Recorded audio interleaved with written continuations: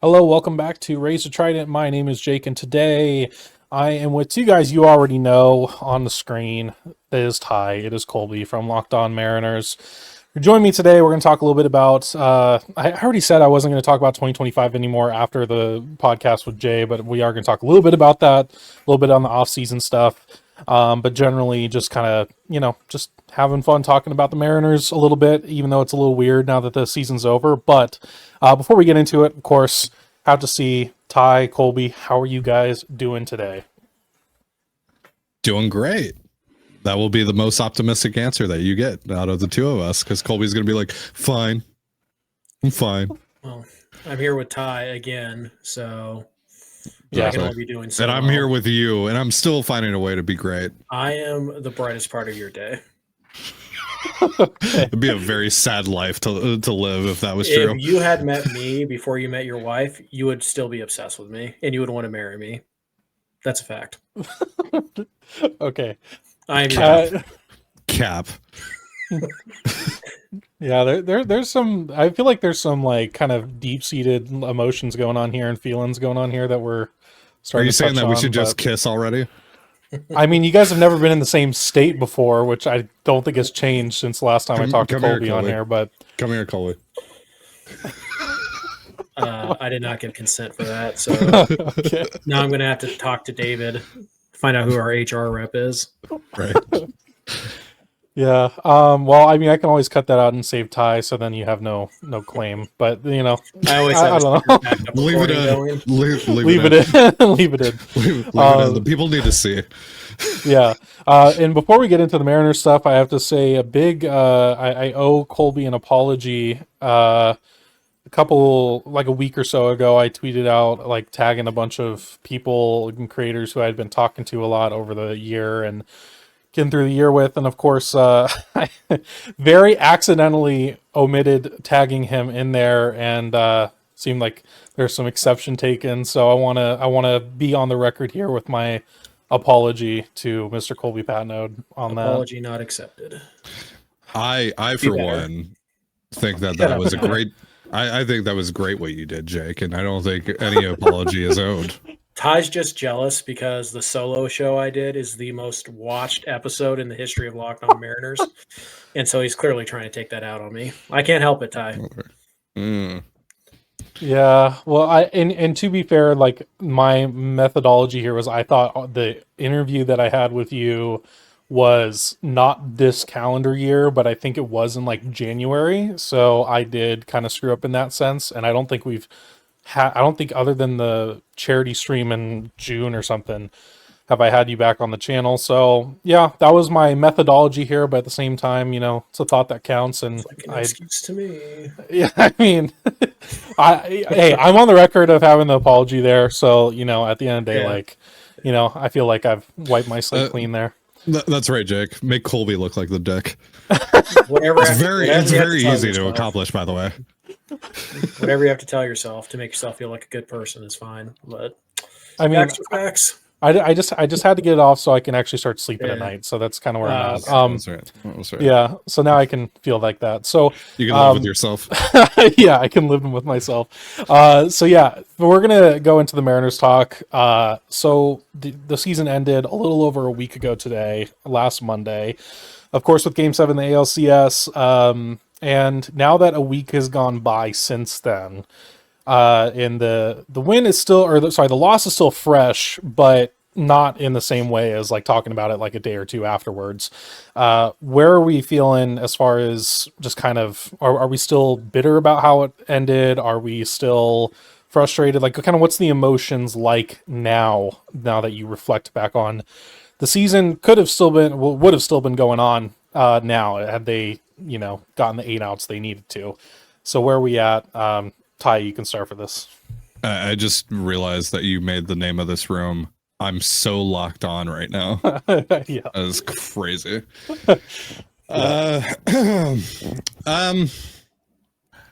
I think I've gotten over the loss for the most part. Like just the initial sting. Obviously, it still hurts and all that. Especially living here. Like if I want to watch anything on television, I'm probably going to see the home run get played at some point. I mean, I literally like the day after we went to the movies, and I was like, that's the one place I can go where I'm not going to see it. And then I remembered, oh yeah, there's like the VIP section where they have like a bar and there's TVs and they're playing sports. And sure enough, as soon as I walked in, there's the home run. So yeah, avoiding that has been very difficult, and I have failed on numerous occasions. So I haven't been able to like wipe that away, and I probably never will be able to because it's like their new like Jose Bautista home run, whether or not they win the World Series. But in general,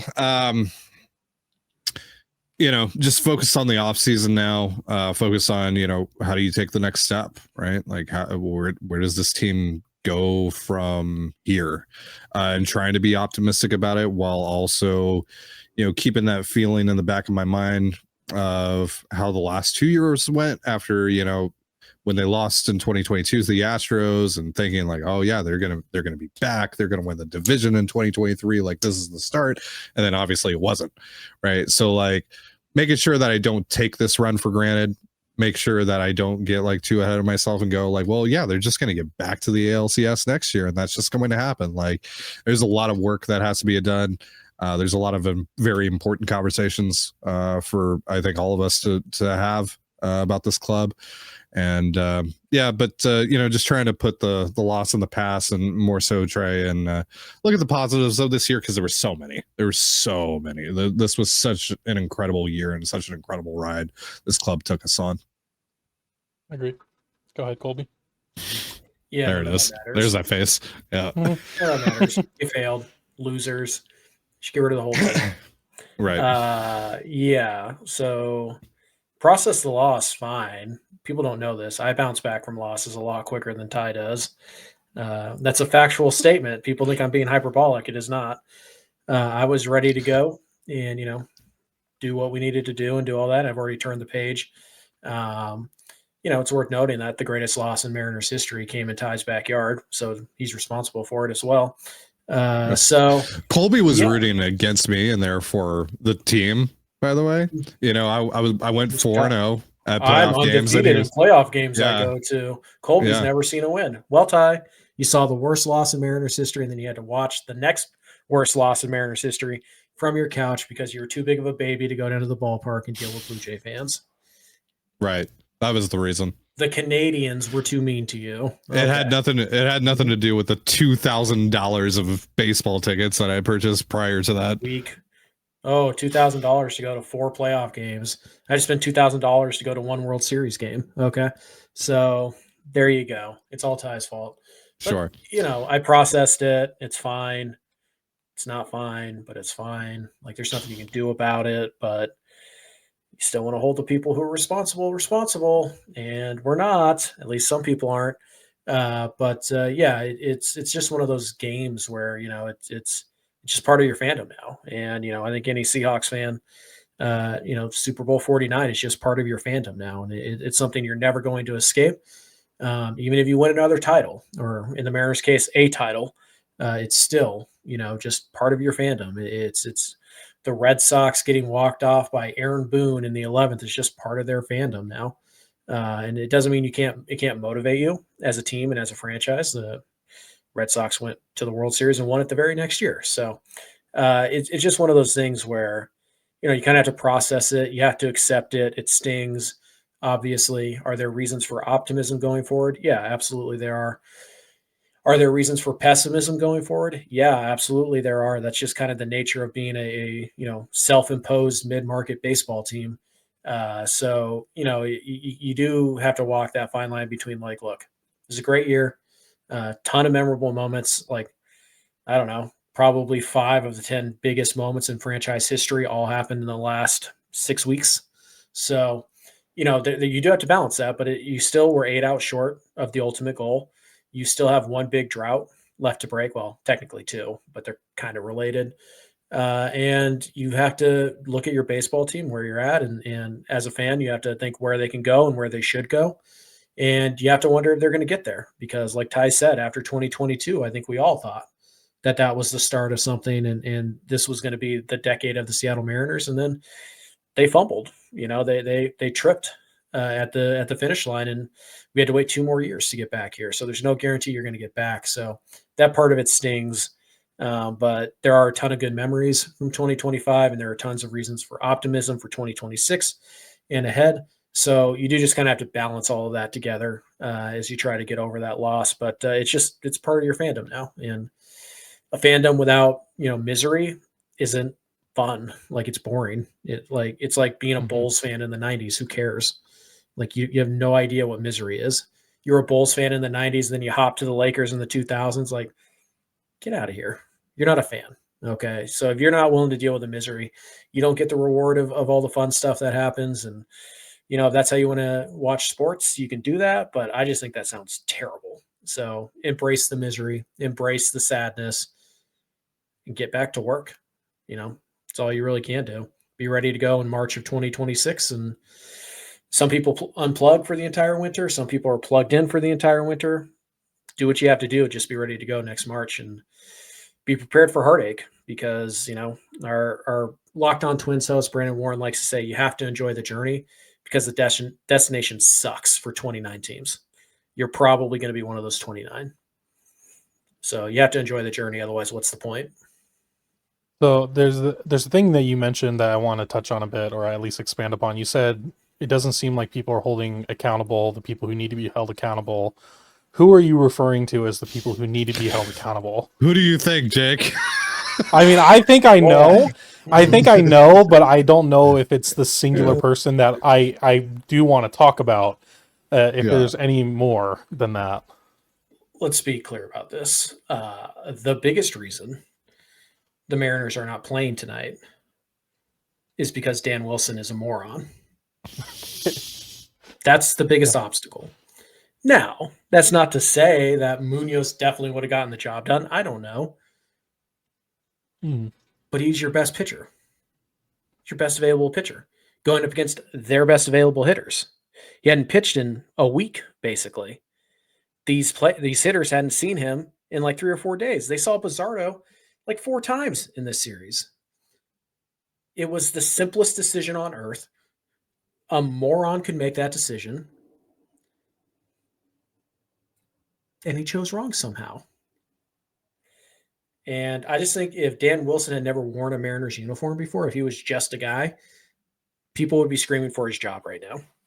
And instead, what I see a lot of is like, oh, well, they wouldn't have even been there without him, so he gets a pass on that. Like, so it's not about winning the World Series for some people. For some people, it's just about liking the people they like, which is fine. A lot of sports fans just want to root for people.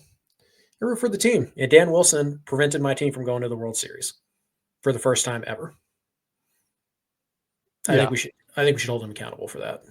Yeah, so I wanted to talk about Dan Wilson because I feel like, I mean, obviously I know how Colby feels about Dan Wilson, but at the same time, I do think it is a interesting point that I know at least I didn't bring up in my previous thing with Jay, and just because, I mean, it wasn't really about necessarily critiquing too much, it was just about kind of reminiscing, but now that we're back into kind of analyzing mode, Dan Wilson, I mean, did end up the Mariners won 90 games. They won the division. So there is like certain parts of that where you can, I guess, give a little bit of credit, but at the same time, we all kind of felt a bit that there was certainly the in-game stuff that was a liability for a lot of it. And it did come down to, especially in the ALCS, the in-game stuff. Because I'm looking at the game log right now for Andres Munoz. You want to guess how many games he pitched in the ALCS out of all 7? He pitched in 3. He pitched in 3 of the 7 games of the championship series of the American League. That's your best reliever. And he pitched in only 3 games. Now, I get that like 2 of those games were blowouts, whatever. But at the same time, I mean, I can't look at that on paper and be like, oh, well, we really utilize the guys we need to use, right? Andres Munoz, your closer, only pitching in 3 games. And like, I don't even know. Like, literally just 3 innings. That's it. You only saw 3 innings from him all series. And then, of course, there's that the big decision where, I mean, in live time, I didn't even think about Munoz. And I think I realized on the stream when they brought in Bizardo. I mean, the whole stream we were just talking about, like, yeah, we like Bizardo, like, whatever.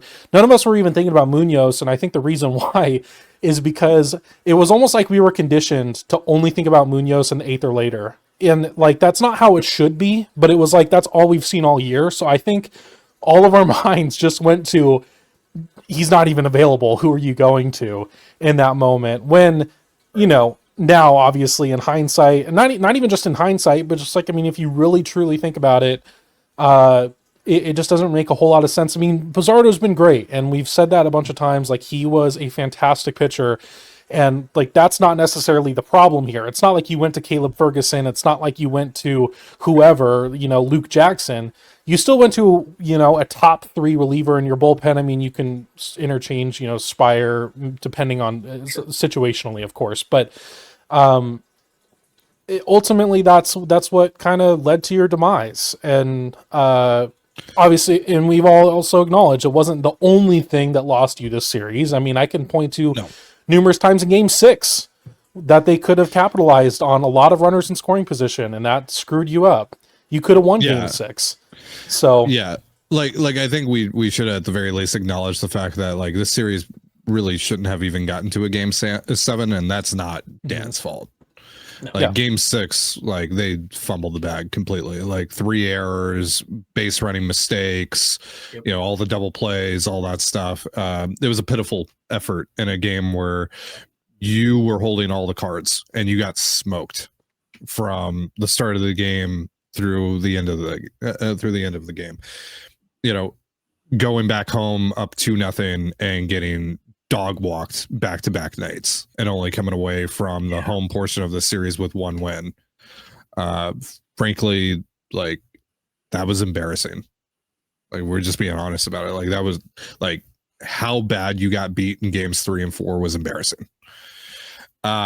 But yeah, like Game 7, I mean, that's the game that ultimately matters here. And in the moment that matters the most out of any other in this series, Dan Wilson didn't put his guys in the best position to succeed. I can't live with that. I like the common like argument that I hear against like the people that are criticizing Dan is, you know, you're resulting, you know, Munoz wouldn't have done any better. He looked bad in the 8th, blah, blah, blah, blah, blah. It doesn't matter. If Munoz comes in that situation and he also gives up a home run or he gives up a game tying double or whatever happens there, fine. I can live with that because that's my best guy getting beat by their best guys. Just is what it is. Well, and like, one thing I want to interject on that too, right, is you bring in Munoz the next inning, and when he looked terrible, he just watched that home run fly over his head to give the Jays the lead. So what does that do to your mental, like, I mean, obviously I'm not in Munoz's head, but like, if I'm a reliever, I know I'm the best reliever on the squad, and I see that home run go over the head, now I know instead of pitching with the lead, I'm now going to pitch with a deficit. I mean, there is a little bit of a tangible difference there. Sure. That's totally fair. So, again, like, Edward Bizardo has been a dog all year long. He, to me, at times this season, he was the guy that I trusted the most, even more so than Munoz at times this year.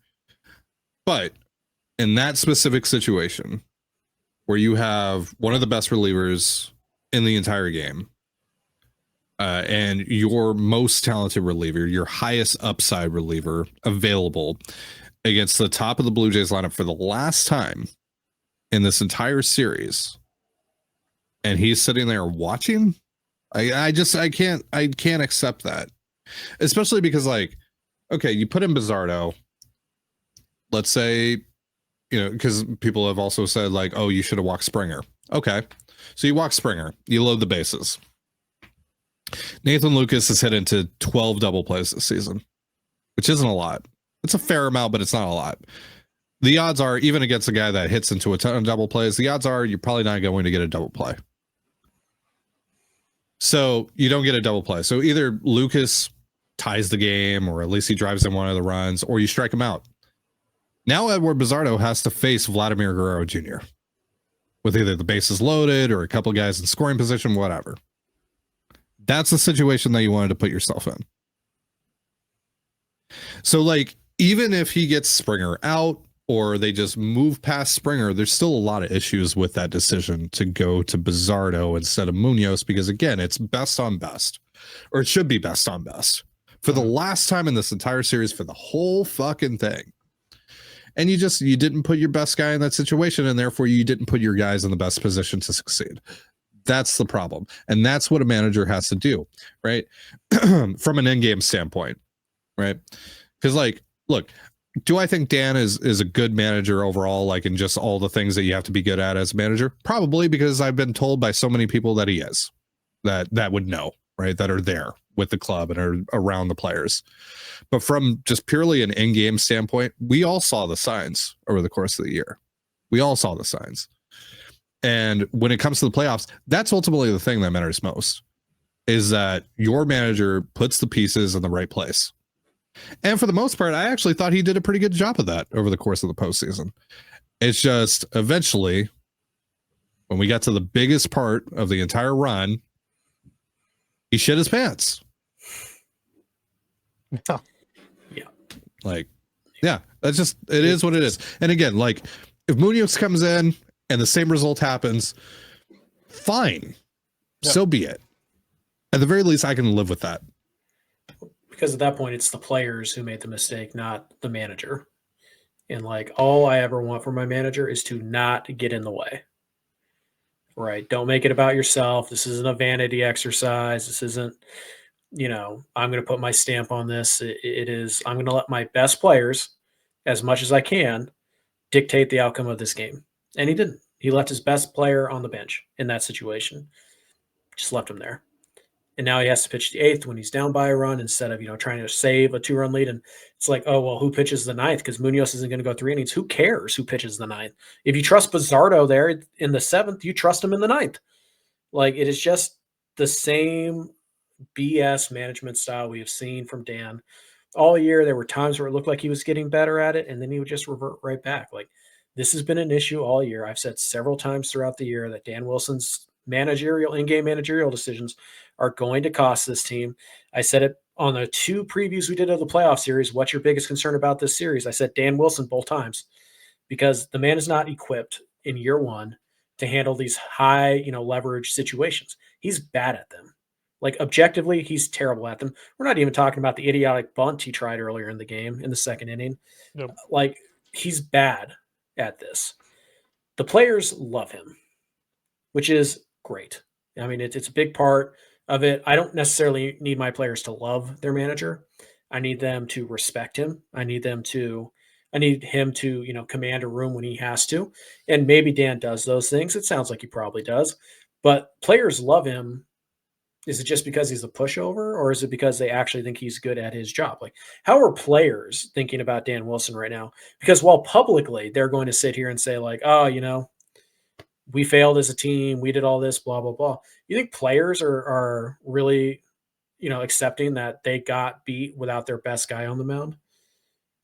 Because these guys know the likelihood of them getting back to that situation, well, it's not 0. It's not high. It's very hard to get to a Game 7. It's very hard to get to the World Series. The Mariners have never done it. So I think in the back of your head, you have to look at this Dan Wilson thing and be like, yeah, he deserves the biggest piece of the pie, of the blame pie. And again, like Ty said, they could have won Game 6, and this wouldn't have been an issue. Absolutely. And that's not Dan's fault. Dan didn't hit into the double plays. Dan wasn't the reason Logan Gilbert struggled for this entire series. Like, yeah, not all of this is Dan's fault. But the biggest reason you're not where you want to be is because Dan Wilson made a decision to not use his best guy in the most important spot of the game against their best players. And that's it. That's the cut and dry of it. There is no, circular way to be like, oh, well, actually it makes sense if you do this, or if you, no, you are constructing a way to make it okay in your head because you like Dan Wilson, because you liked him as a player. Probably you think he's a great guy. By all accounts, he is. And you like him because he's Mariner royalty. He's part of that 95 team. I don't know if you guys knew that or not. So many parallels between this team and that 95 team. So yeah, it's just one of those things. People want to like Dan Wilson, so they'll do whatever they can in their head to justify the decision he made, when in reality, he screwed up. He has to Mhm. wear this. He has to own this. And, you know, look, do I want him to be fired? I mean, if I were the owner, yes, he would have been fired. Like he would have been fired before he got back to the dugout. Okay, it is a fireable offense without any doubt to not have Andres. It's you remember against the Blue Jays when Buck Showalter, who's like a Hall of Fame quality manager, didn't use his Cy Young candidate reliever because his team didn't have a lead in extra innings. And instead, Ubaldo Jimenez gave up a home run to Edwin Encarnacion, and they never used their best guy. This is the equivalent, except that was the ALDS. This is the ALCS with the right to go to the World Series on the line. He screwed up. It does not get any bigger than that. That is the biggest blunder in the history of the Seattle Mariners from an in-game managerial standpoint ever. It is not close. There is no equal to it. And people are just like, well, you know, they wouldn't have even been there without him. Who cares? Who cares? He screwed up. And I don't get to watch my team in the World Series because he made a stupid decision. He should wear a brunt of this responsibility. Again, yes, not all of it. The players certainly have their own share. And like Ty mentioned all the times that the Mariners screwed up that had nothing to do with Dan Wilson, blah, blah, blah, blah, blah. Dan Wilson's the biggest reason you're not where you want to be right now.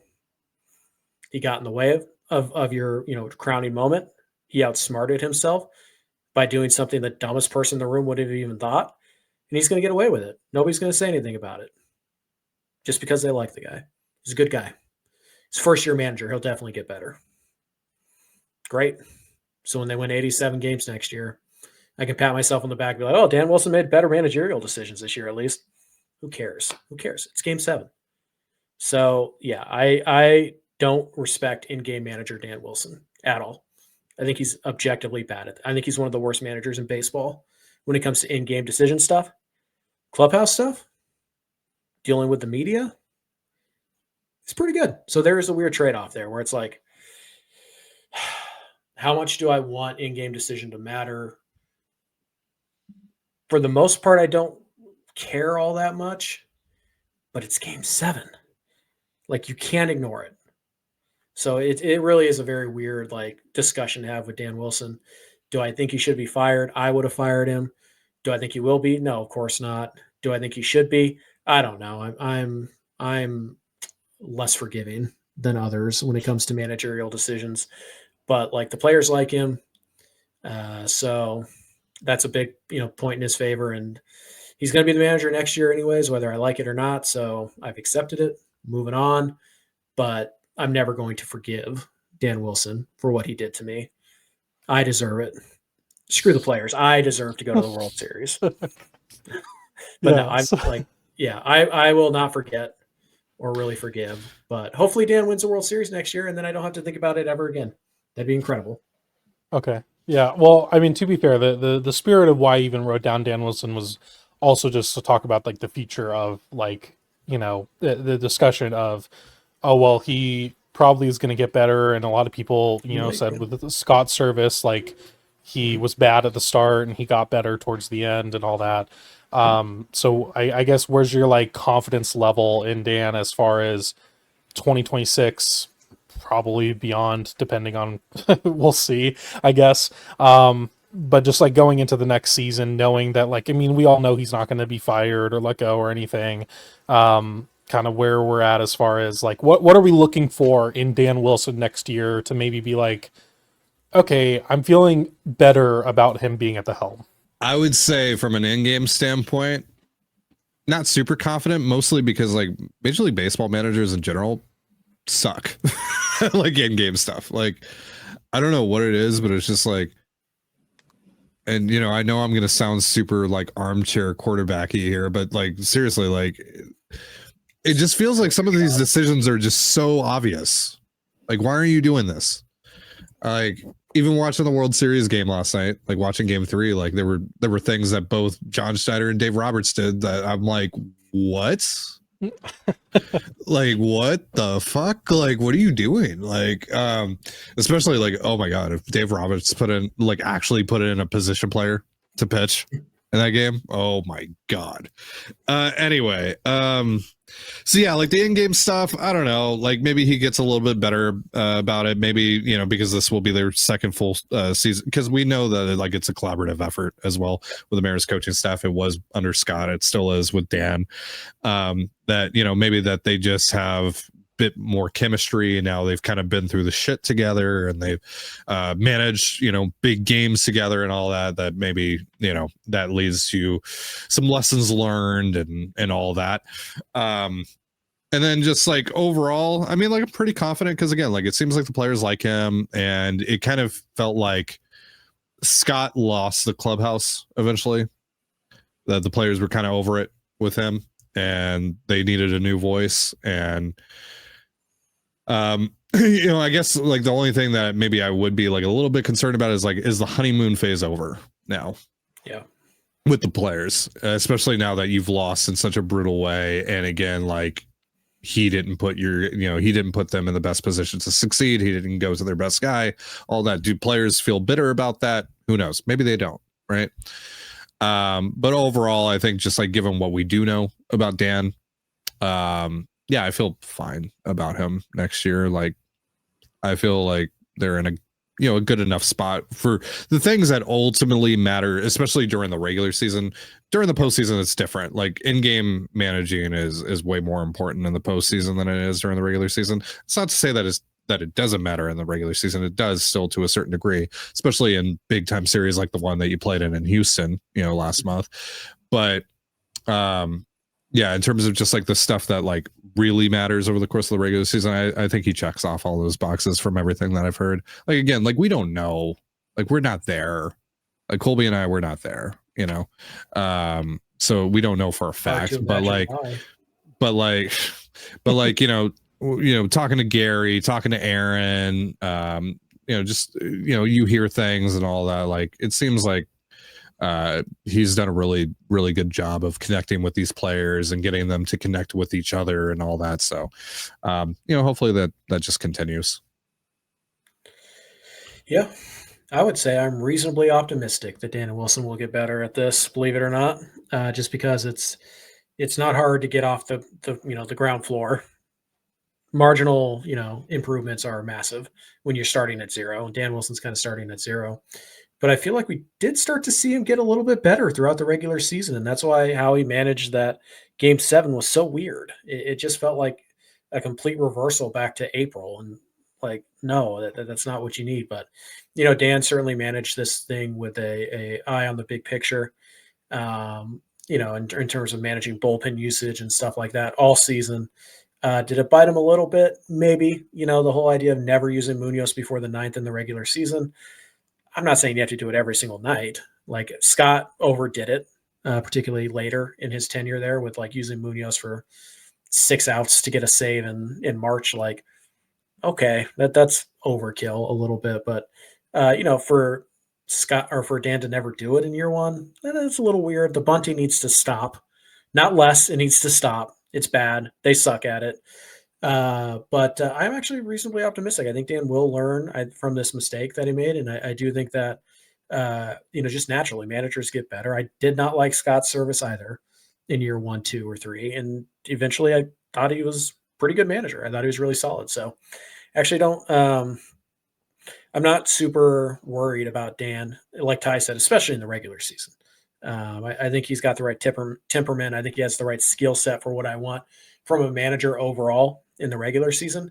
Dan's got that. It's the postseason I'm a little worried about, but I do hope that, now he's got 12 postseason games under his belt. And hopefully he learns something from it.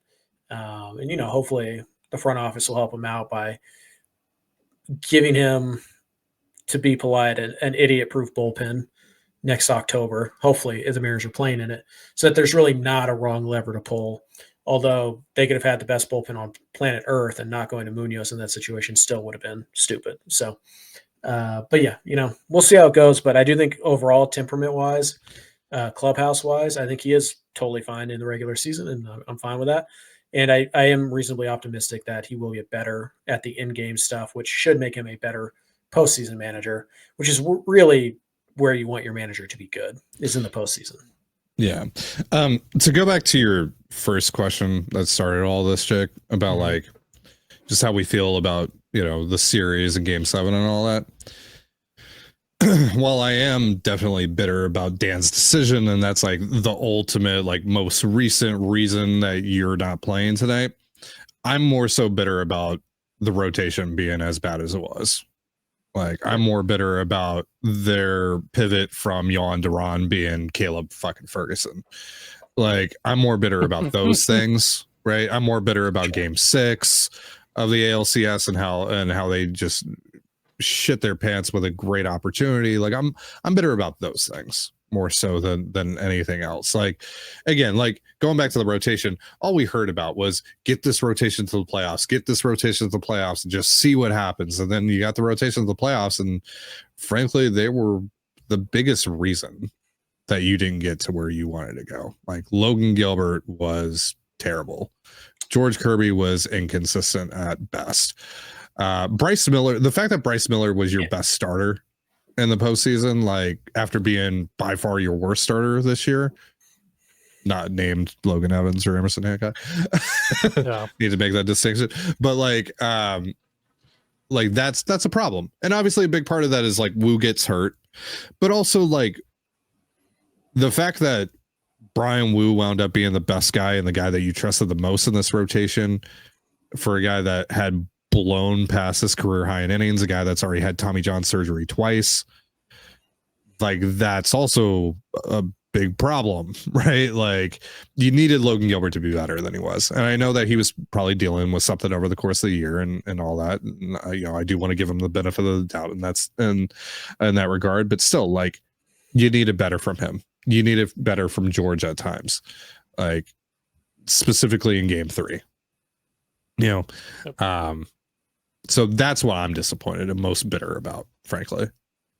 Well, and none of us have talked about it, but you got a grand total of what, like 3 innings from Luis Castillo, right? That whole ALCS, like, that's crazy. I mean, it is what it is, but like, I just wanted to point that out too. Like, I feel like none of us like mentioned he got 3.1 innings and he got taken out or something, and in Game 4, and then that was just that's the last you saw of him, which could be the last time you've seen him as a Mariner. We have no clue. But to really wrap up the Dan Wilson stuff, I really thought it was interesting how I had a lot of confidence in him going into Game 7 in the sense of I thought he killed Game 5 of the ALDS. Like, I don't think he pulled a wrong lever that whole game, and that was the most Frankenstein challenging game that he has ever had, and he out managed AJ Hinch of all people in that game. So it's just like, I go into Game 7 knowing it's the same thing, and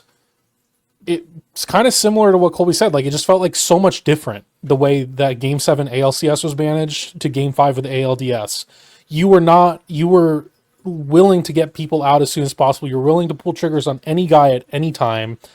And it was just weird how it just felt like the game plan was so much different from that, because that's what made that game work in Game 5 is you were willing to just go to whoever at any point, no matter who was up. I mean, you had the matchups with Carpenter that you kept going to, all that. It was just very weird. But and then the last thing I'll say, expanding another thing on Colby's point of like, it felt like during the course of the season he got better, more confident.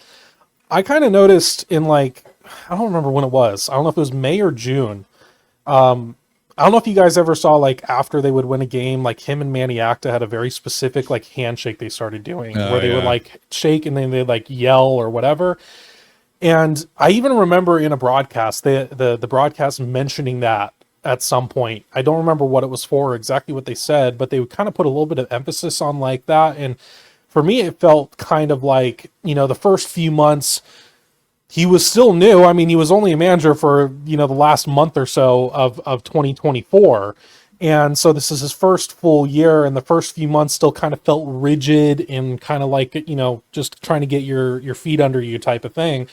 And when him and Acta started doing that, it kind of felt like coming out of your shell type thing. That's kind of what it felt like. It's kind of getting that intensity to I don't know, just showing a little bit more fire to win, I guess, is kind of what I felt.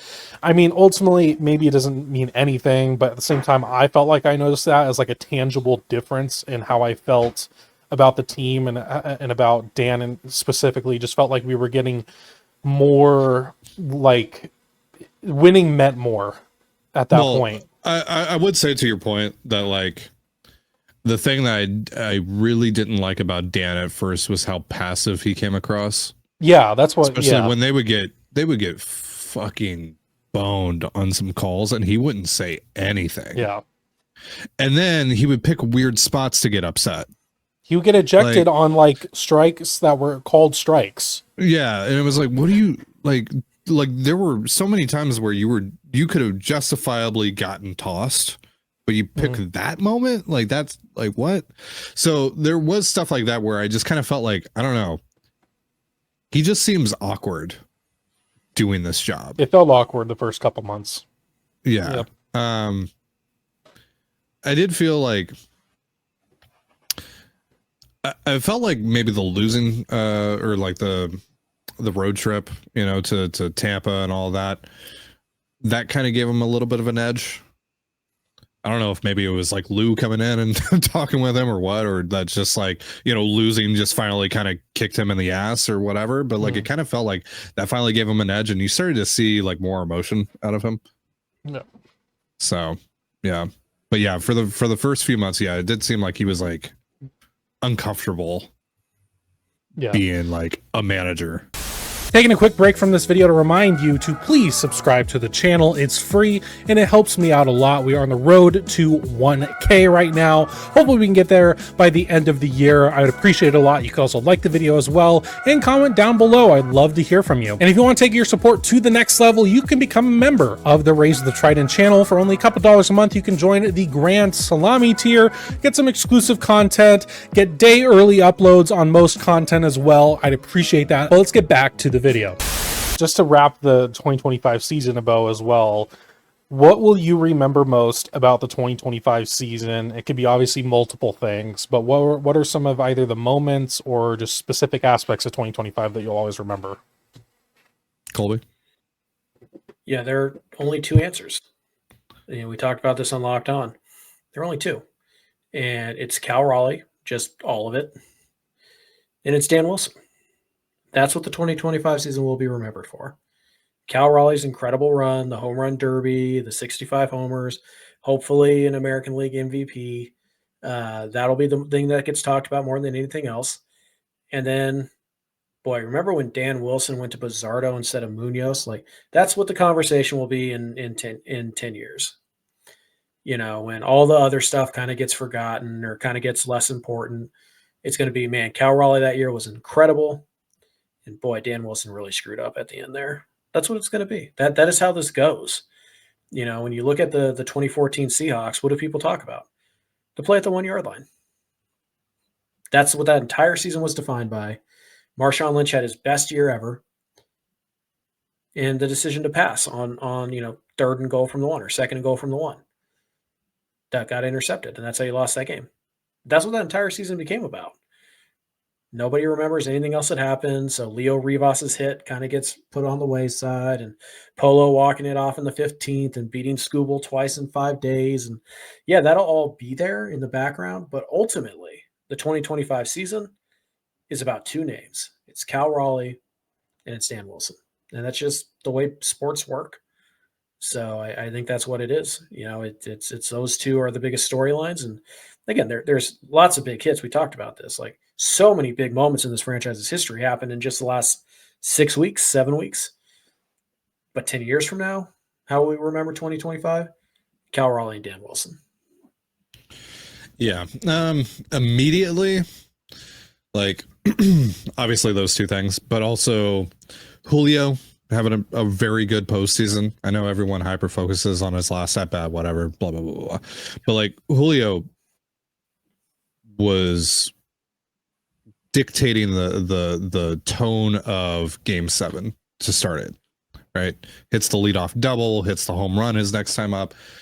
What he did in game 2 of the ALDS, hitting that home run off of Savage in game 2 of the ALCS. Like, there were so many Julio moments, and in general, just like your stars leading the charge in the playoffs, like Julio and Cal. Very rarely were they ever part of the problem over the course of the postseason. That is massive. That your two stars got to the postseason and actually showed up. I think that means a lot for future years, for future trips to the postseason. And I think specifically for Julio, it eliminates more of the discourse around him. Now, obviously, some of that is still back because of specifically that last at bat that he had, but whatever. Look, it's kind of like what you talked about with Munoz earlier, coming in after they had given up the lead. You could tell that, right, wrong, or indifferent, their soul had been ripped out of their chest when Springer hit that home run. Those at bats sucked from that point forward. They were terrible. Like, it was hard to not feel like on that swing of the bat, you lost the game, no matter what. So I don't hold that too much against Julio. Obviously, it was a bad at bat. He swung at ball 4. Cal was on deck. We know how good Cal has been this year and how much he's tormented the Blue Jays. Maybe he runs into one there, and now it's 5-4 Mariners, and we're having a very different conversation today. But still, Julio, I thought, had a very, very good postseason and just a really, really good second half in general. And I'm hoping that he can carry that into future years. And hey, maybe, look, we're all expecting, reasonably so, that Cal is going to significantly regress in 2026. That doesn't mean that Cal's going to have a bad year. It just means that, like, you might go from, hitting 65 home runs this year to hitting like 40, right? But maybe Julio makes up for some of that regression. Maybe this is the year that Julio has his MVP caliber year. And it's because of, some of the steps that he took this year. Some of the other things that I'll just remember, like, yes, the front office whiffed on Duran, and yes, they had a terrible offseason leading into this year. But the fact that they did identify the 2 best bats available and decided to not just get one of them, but both of them, I thought that was fucking awesome. It was really, really cool of them. That was great to see. And it was great development from them to see them finally go, you know what? We are going to go after the high profile rental. We are going to, and now they didn't spend a ton in hindsight, right? But like, relative to what our expectations were for, like, especially Gino, like, that cost came in well below my expectations. But still, like, they went out and got those 2 guys. Doesn't matter how they got them. They went out and got them.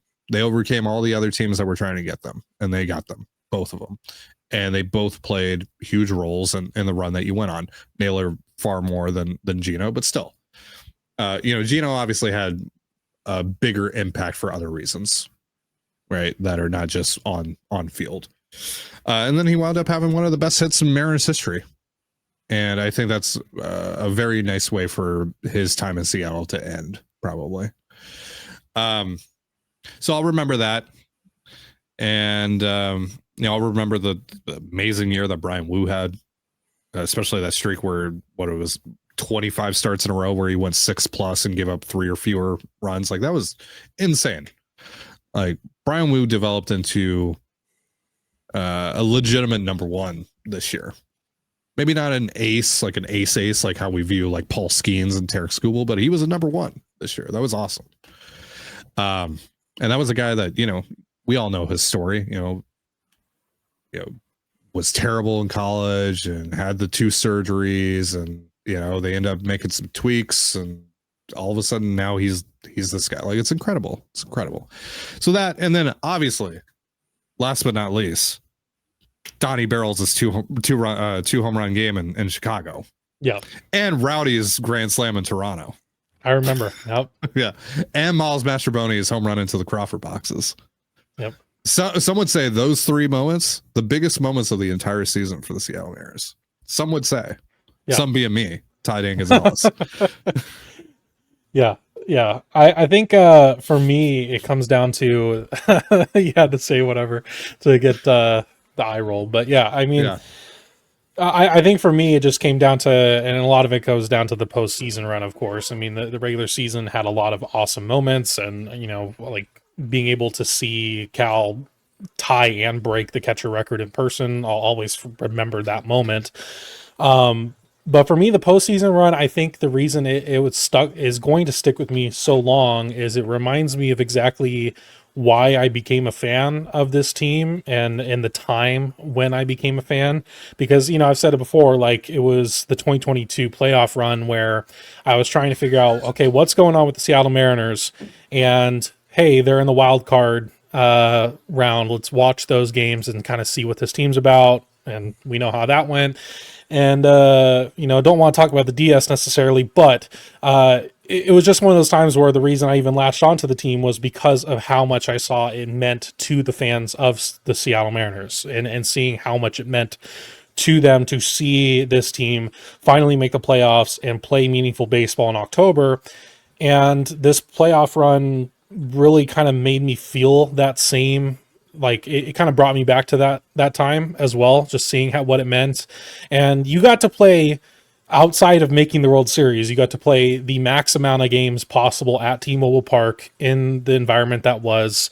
And I'll always remember the Jorge Polanco walk-off. I'll always remember the Geno Grand Slam, even though, some will make the argument it's kind of cheapened now that they didn't win the series. But still, like, the moment was the moment. We all remember watching that, and I mean, I was going nuts, and it was just a really good time. To that point, by the way, like about the Geno home run, do you think Blue Jays fans are not going to enjoy the Springer home run if they don't win the World Series?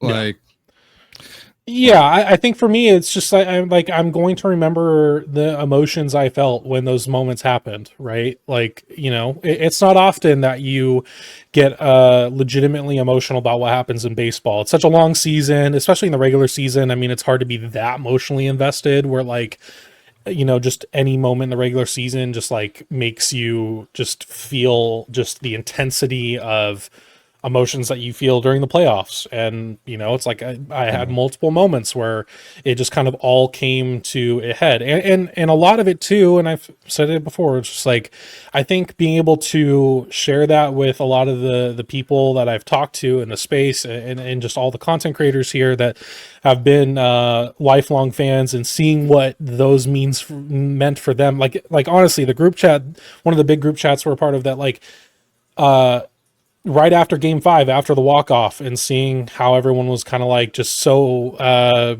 just in a state of euphoria, basically. It was really cool. But that's what I always remember. And then now to move on to 2026, we're not necessarily going to talk about like specific moves that the Mariners could make, because it's all up in the air. We don't necessarily know. I mean, people are speculating what the payroll is going to be. We don't know what that's going to fit. We don't know the price of Josh Naylor or some of the other people that, everyone's been talking about.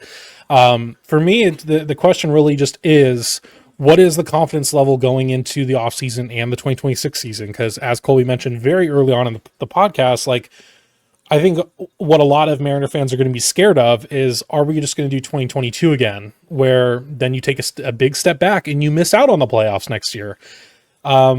Where, I guess, are the confidence are we feeling as far as, I guess, making the playoffs next year, and just the confidence in not only this team, but I guess the front office, the ownership, to be actually have a good off season this year, and hopefully put a contender on the field starting on opening day of 2026.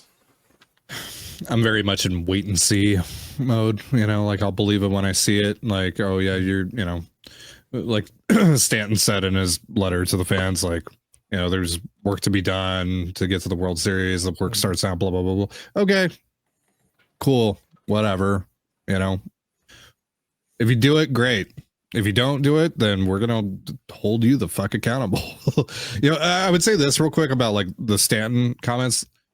At least he finally said something instead of Jerry saying things on behalf of ownership. At the very least now, like, if they don't come through, we can specifically point to a John Stanton quote instead of 54% and all this other shit. Like, now you've said the thing. Now you have to back it up. If you don't, there's going to be hell to pay from this fan base, because look, now we've gotten a taste of it. I think like 2022, there was still a lot of like, hey, but at least we ended the drought, and and there was more hope too of like, well, 2023, now we're going to take the next step. This year we ended the drought. Next year we win the division, and hey, who knows? Maybe 2024 we win the World Series, right? It's kind of like the thought process now, though, because like there's the scar tissue of the last 2 years of 2023 and 2024, and how long it took for you to get back to this point. Now it's like, cool, we almost made the World Series, but we didn't.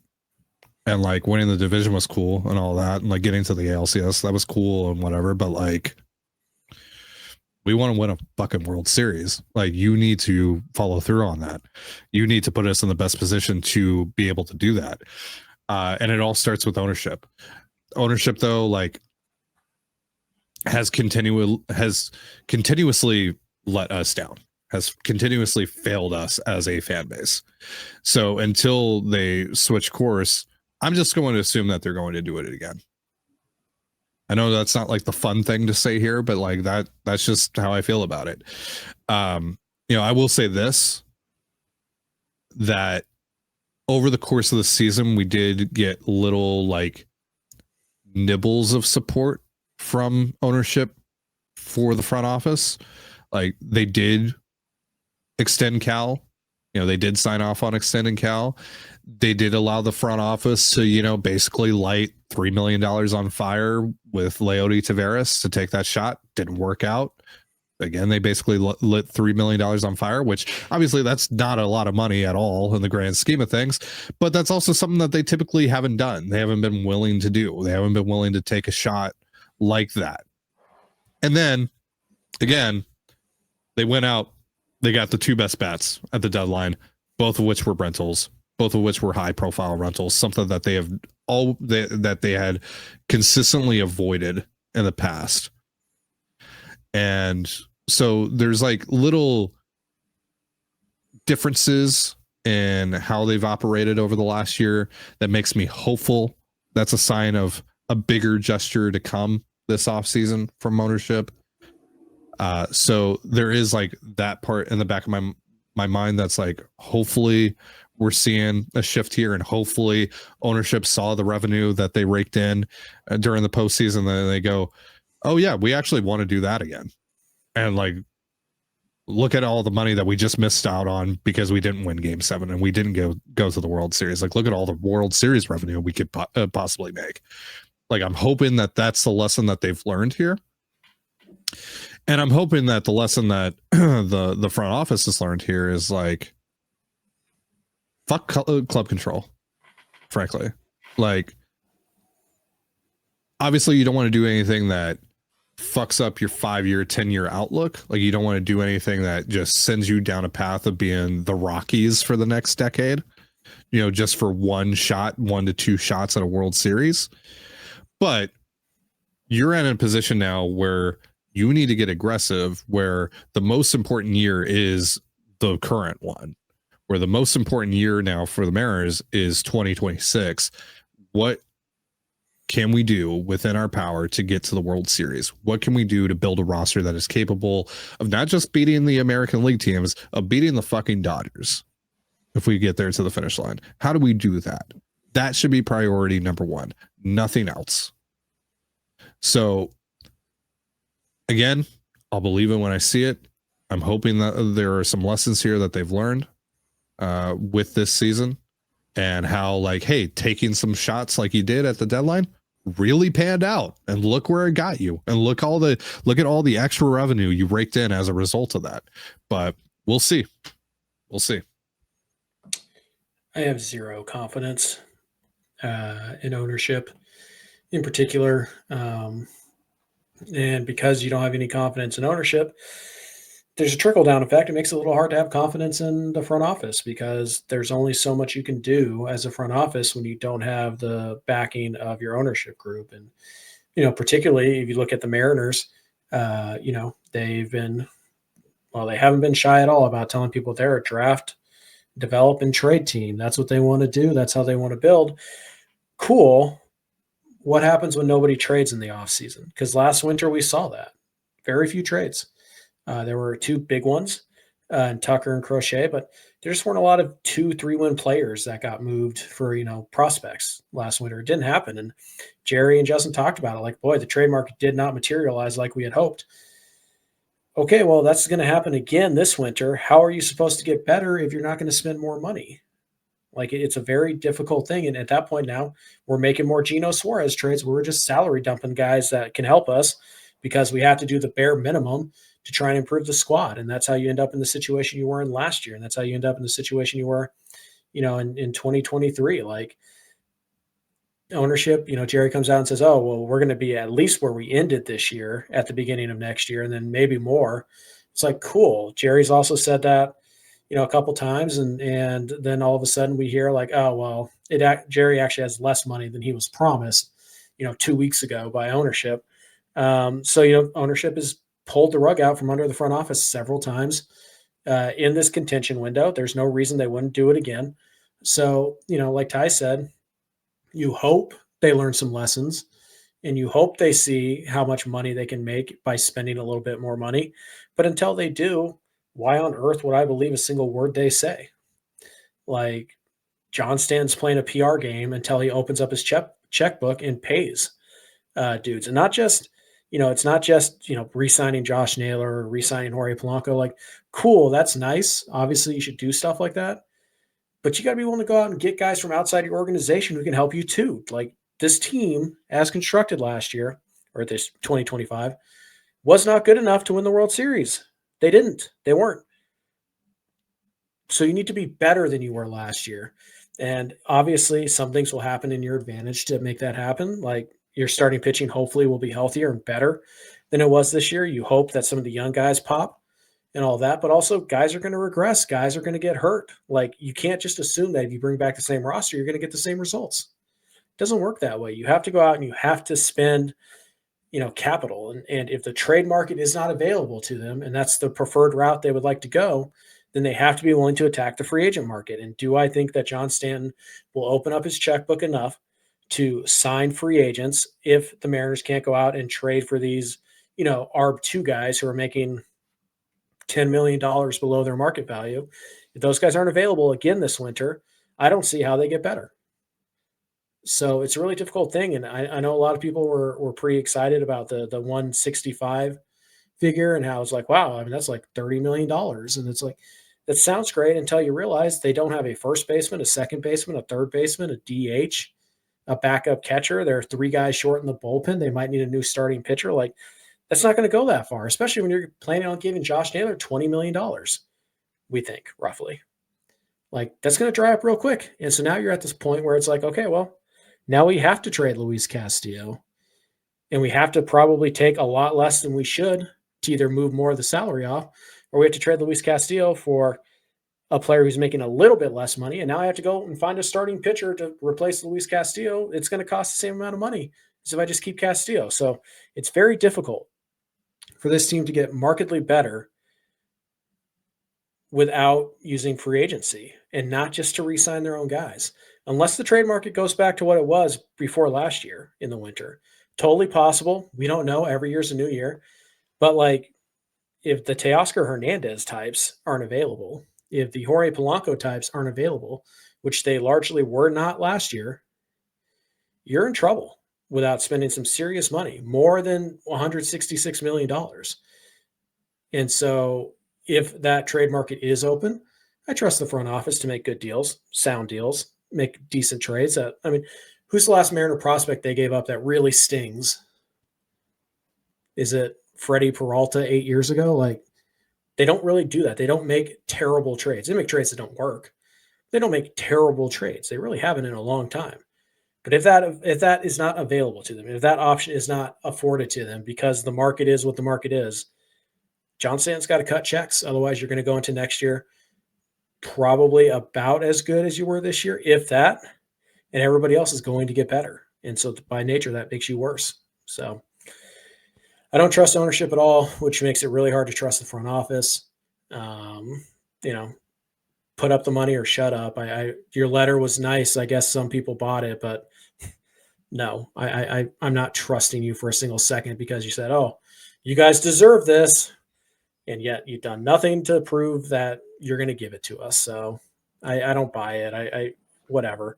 I'm hoping to be surprised. Like Ty said, I'll believe it when I see it. But you know, I just have a feeling that the front office is going to have to work some magic this winter to actually improve the team. Aside from the like, well, Colt Emerson should be ready next year. Like we know for a fact, Colt Emerson's going to be any good in 2026. So we'll see how it goes. I'm certainly optimistic. I'm certainly going to, follow the offseason as I do every year. A lot of content about the offseason. I want them to have a busy offseason, but again, seeing is believing, especially when John Stanton's lips are moving. So we'll see what happens, but it's hard to have a lot of faith in them getting this right. Yep. I'm in the same boat of, I'll believe it when I see it. Once the off season's over, then I can assess what if you rang true to your words. Now, obviously there's a little bit of a difference. I feel like in 2023 and 2024, the words we kept getting is, well, payroll will be higher. And then it's like 4 million more. And we're like, well, I mean, technically you're right. Thanks. But now it's more there. It was a bit more specific in like how much they're going to have, which I guess is helpful to know. But regardless, like there is a lot of holes going on this roster, and we don't know how much certain people are gonna cost. How much is Josh Naylor going to cost? How much is Jorge Polanco going to cost? How much is really anyone else that they could be targeting? We don't necessarily know for sure, and obviously moves can't really be made yet. I mean, I guess trades technically can before the World Series ends, but no free agents can sign before the World Series ends. So it's going to be a little while until we actually get to cover moves that have occurred or might occur. So it'll be very interesting when that happens. But that's going to wrap up today's conversation. Thank you so much to Colby and Ty from Locked On Mariners. If you don't, I mean, you're probably already subscribed to them, but the link will be below. So there you go. If you haven't found it already, appreciate them for coming on and talking with me here. But that's going to be it for this one. And look at the end recording button. Colby, hit it.